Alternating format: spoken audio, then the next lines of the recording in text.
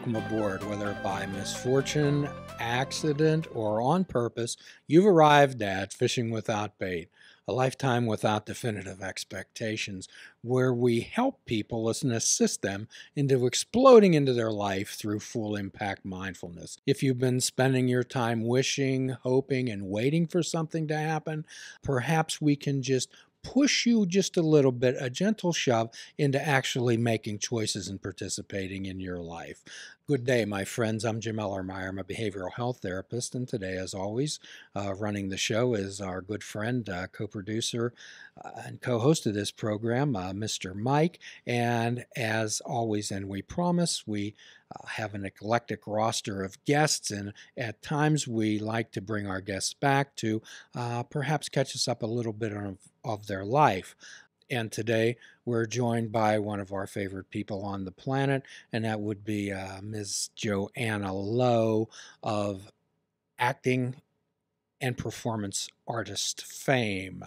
Miss Joanna, welcome aboard. Thank you. It's great to be back. So, in our past episodes, what we've discussed was your life journey, your participation as an actress, your heartfelt spoken word soliloquies, often accompanied to music, which are absolutely beautiful. We have a link to that on our website, and you talk a whole lot about unrequited love, broken hearts, and which many people can relate to. So would you bring us up to date a little bit and tell us what's in your life right now? That's a big question, what I'm doing with my life in this moment. Well, um, I am pursuing art and also working my tail off at the same time, which is I wouldn't say it's balanced. It doesn't feel balanced, but I am working 4 jobs, which is probably 3 too many, but it is paying the bills, and that is something that I finally feel a little bit in control of, where I'm not scared all the time, which is wonderful. So I feel like I have that, and at the same time, whether it's taking up most of my time or whether I'm shoehorning it in, I always have to be doing art, or else there's not really the point to all of the work in the world without the art to go along with it. So the words that I hear you saying, and I hope everyone out there hears saying, is gaining some control, and gaining some control means reduction in fear. Yes, absolutely. Fear of? Fear of, well, the bills. As as I take a trepidatious moment to approach the bills, I feel like I need one of those movie dun dun dun. Well, it's great. It's great when people throw out quotes and all these type of platitudes and talk about mindfulness and just saying go with the flow, live aimlessly, discover what doesn't matter. However, Joanna, you can't put enough good intentions or wonderful thoughts in an envelope to pay your electric bill. The electric company seems to not have much of a sense of humor about They that. really don't. I've tried, exchanging, like, would you like a story in exchange for this month's electricity? And they don't seem to go for that. I don't know why. We often talk about, on this show, we often talk about disconnecting to connect, and that doesn't mean necessarily cutting your cable. What that means is there's so many things in life that perhaps in the past we thought were important, and when we really and truly figure out what is important, we find that they're not. Tell us about that in your life. That's something I still very much agree with. I never got cable. I've lived in the same place for 7 years now. Never got cable because I thought it's too easy to walk in, turn on the TV, and have this constant mania. My daughter is of the generation where it's just a screen in front all the time, whether it's TV, whether it's video game on the phone, whether it's both at the same time. And I have to no, pick one screen right now. And I tell her in the same way that I feel, And I know our brains are different and we're wired differently and generations get developed differently, but I let her know when you are doing too many things at the same time, you're not doing any one thing well. And I know preaching, pot kettle. Uh, However, that I feel the jobs that I'm doing are ones that if I'm not passionate about, they're things that don't fill me with dread. And when I worked at jobs that they stole my time, our most valuable commodity. They made me dread the next day. So they didn't just steal my moment, they didn't just steal my day. They stole my tomorrow and my next week and took the happiness from my yesterday. And I decided that I would never work a job again that I hated. They might not make the most money, they might not, but I don't dislike my life. I can go to my jobs going, I feel good about today. I feel good about the student that I helped. I feel good about what I did with my body today. I feel healthier. And being in that mindset and not being afraid that my electricity is going to get turned off, that I have to find some way of getting money for rent so that we can keep living in a house that I love. Also, of course, puts me in a better mindset to pursue art. So I'm not pursuing art out of desperation, but intention. So you've spoken a whole lot about you've really encapsulated our philosophy in our show and what you just said. I like to think that I agree with you, Jim. So when we're talking about time, we're talking about being our most valuable asset, our most valuable currency. And when we talk about mindfulness, we're talking about spending it and being mindful about how we spend that time. Yes. So who are some of your heroes, Joanna? Who was a person that you greatly admire? Oh my. I that's a tough one. I have people that I absolutely that I love, that I realize are little voices in my head where I'm like, if I do this, this will please them. If I do this, I hope to make so and so Okay, proud. let's not talk about the people that you think that you're going to make your decisions on how their perception of them. Let's talk about maybe an historical figure, or somebody that you admired from the past, or who had virtues and behaviors that you admired. Braveheart. Okay, good. So that person obviously accomplished much. However, how many hours a day did that person have? Same as us. Same as us. Yeah. Okay. Do you often wonder how somebody gets so much done, and we have the same amount of time, and we seem to get done so little? Yes, I do. Constantly. And we talk about one thing mindfully at a time, and I particularly like what you said about when I go there to this job, I have some passion. I feel like I'm appreciated. I feel like I'm contributing. However, if I go someplace that sucks my energy, then it's not only stealing today, it's stealing my tomorrow. Yeah. Could you say more about that? That's beautifully phrased. Thank you very much. I I remember it was the same thing with track practice in high school. I had to come back to my relationship with running, which I love now, but in high school, I would be sitting in school dreading track practice, dreading track practice. I don't want to do this. I don't want to do this. Then of course I'd be miserable during practice, but then it wasn't done there. I was thinking about the next day. And so I don't remember my classes. I don't remember that. And when you are looking through your life through a filter of dread or a filter of fear or a filter of I don't want to, then you're not enjoying any part and it's poisoning all of it. And what you're talking about is quite often what you and I have discussed in the past about living a life using those self-defeating words such as I have to, I need to, I must, I'd better.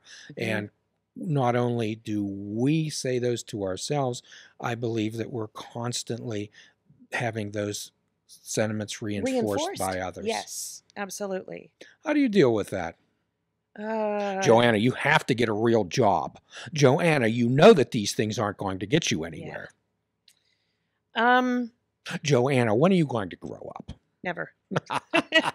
uh, I I have gotten that. Thankfully, not from my parents, not from some really important supports in my life, but I'm stubborn as hell, and I don't like being told what to do, and I make sure that people don't tell me what to do. Now, that also puts me on a different, perhaps unhealthy spiral, depending on the circumstance, where I'm like, "Haha, I will do this just to spite you," but I firmly believe in my choices, and I've vetted them through people that I trust, that support my heart, that support my spirit, and I check back, and there are times when other people have no idea why I'm doing what I'm doing, but I know that that really is, it's protecting my spirit. So Protecting yourself. A yeah. well-tended flower blooms, Joanna, and we've often talked about the words I choose being the most powerful in Mm-hmm. your vocabulary. And I choose every day to live jobs that I look forward to. So you're talking about being stubborn, okay? Yes. Sometimes when I think of stubborn, I think of being willful. Yeah. I think of you as being more determined. Thank you. So could Oh, you, how about, you're a wordsmith. Could you maybe distinguish talk to between the folks? two. Yes, please. Willful to me sounds childish. It sounds thoughtless. It sounds reactive. And most people, every human is generally reactive. We respond to things. We act on a response instead of being aware and making those choices. And being determined, I have in my guts that seed of truth, that seed of this is the thing that I need to pursue. This is the thing that I need to hold on to, with the last piece of that willpower. And I don't let go of it. And I find ways. I've found ways to plant the seed, and sometimes I've found ways that I don't realize are near miraculous until I look back at my life and think, I can't believe that I did that. Um, and so the determination is clinging to that joy, in the face of the best and the worst. And willful feels like a kid stomping its foot. So when you're dealing with individuals out there, the individuals that watch the show, I'm hoping, and a lot of them have low self-concept, low self-esteem, and they're thinking, Mm-hmm. yeah, well, it's easy for you to say. You're an accomplished artist. You're a performing artist. You've done all of these things, and I'm sitting here. I'm afraid to come out of my room. So what? How do you? What we like to talk about in the show is actually taking the steps to show you precisely how you got you where you are Mm-hmm. today. Uh, they are by tiny. I can appreciate that when you look at somebody who already appears to be on a platform that is unattainable from where your circumstances are, but they are tiny little tiny little actions. And instead of saying, well, I want to be on TV someday, make give yourself a bar that is accomplishable, and so that at the end of the day you can say, I sent a text to a friend who also is interested in this. I started reading a book on the subject of the thing that I'm interested in. I made a video on my phone of myself reading a poem, and maybe I'll share it with a friend, maybe I'll put it on Facebook. And that last one was, if you're in a position of paralysis, that seems a little brave, but they are tiny steps and they are accomplishable. If you say, I'm going to sell my house today, and you don't, you feel like a failure at the end. But if you say, I'm going to take out the trash today, and you do that, and then you realize there's more room on your list for more accomplishments than there are failures. And I realize that success isn't about setting the bar so high. You can go, I can do this, so I will. I can do this, so I will. I want that, but I can do this. and to see. It's amazing how the rungs of the ladder will keep appearing in front of you and how high you can actually get. So what you're talking about is setting achievable goals, doing them, recognizing that you've done them, and move on. So adding a little bit of structure and organization in your life certainly works. And this is an old 12-step trick when we want to get somebody into some type of rhythm of their life. One of the first things we ask them to do is make their bed in the morning. Mm-hmm. It seems ridiculous. It does.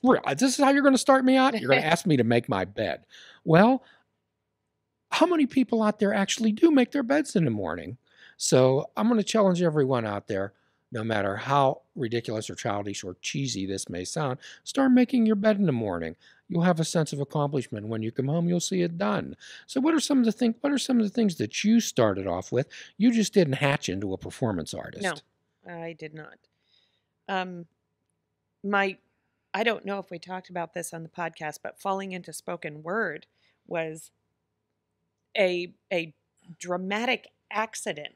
I still feel like I fell down the stairs and there was a crowd of people at the bottom going, beautiful, beautiful, do that again, do that again. And I was like, you and so for a while I kept trying to recreate that, like, you mean fall like this? And until the art form became familiar to me and until I could figure out how to do that fall, how to make that most effective, it felt like a controlled accident. A controlled accident. Very nice. So Bob Ross has a saying, there are no mistakes, just happy accidents. And again, we find out what doesn't work. You were talking earlier, Joanna, about dealing with fear. And we do use some quotes on this show. There's one by George Adair that says, everything that you want is on the other side of fear. So fear of economic insecurity, fear of being on stage, being a performer, fear of being a mom. So talk to us about some of the fears in your life and how you actually had the courage to face them. Well, it's a story of fear that actually got me into spoken word in the first place. I allowed someone, because nobody makes us feel a certain way. We allow people to make us feel a certain way. Could you say that again? Nobody makes us feel a certain way. We allow them to make us feel a certain way. Wonderful. And again, that's a choice. Great, Joanna. Yeah. And I allowed somebody to make me feel very small, disposable, worthless, and stupid.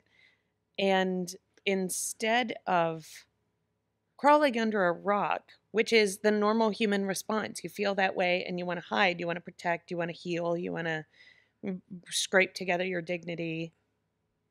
I decided I wanted to take control over something. And that's how I've approached my fear since then.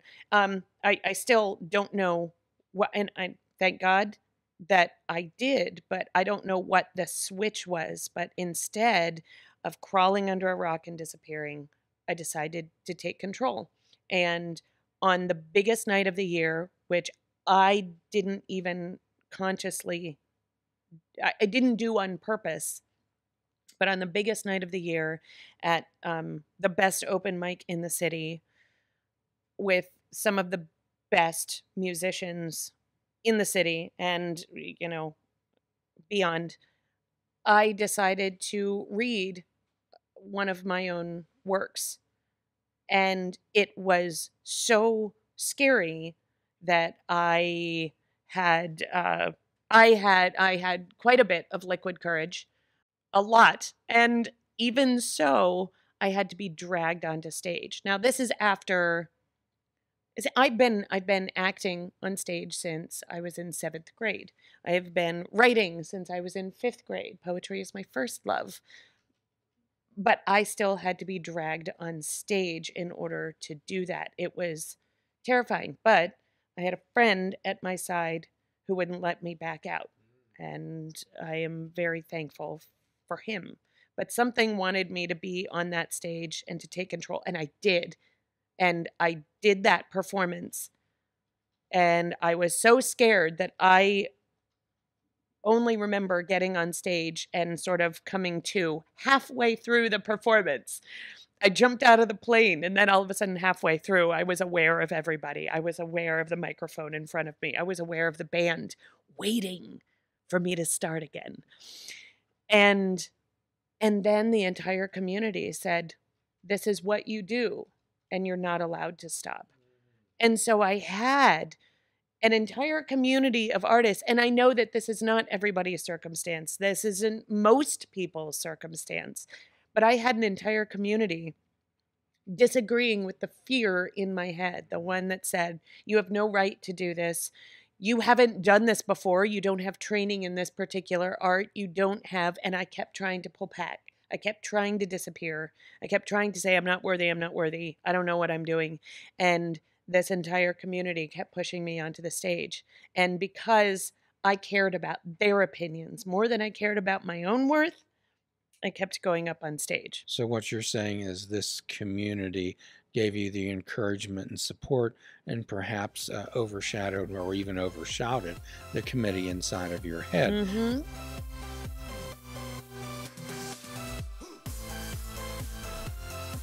Please check out our website at fishingwithoutbait.com, where you can listen to the show, comment on our discussions, and find out where you can subscribe to our podcast. If you're interested in flying the colors of Fishing Without Bait, click the shop icon on our website. We have clothing, mugs, cell phone cases, and so much more. Show the world that you fish without bait. This show is a member of the Sorgatron Media Podcast Network. Find out more at sorgatronmedia.com.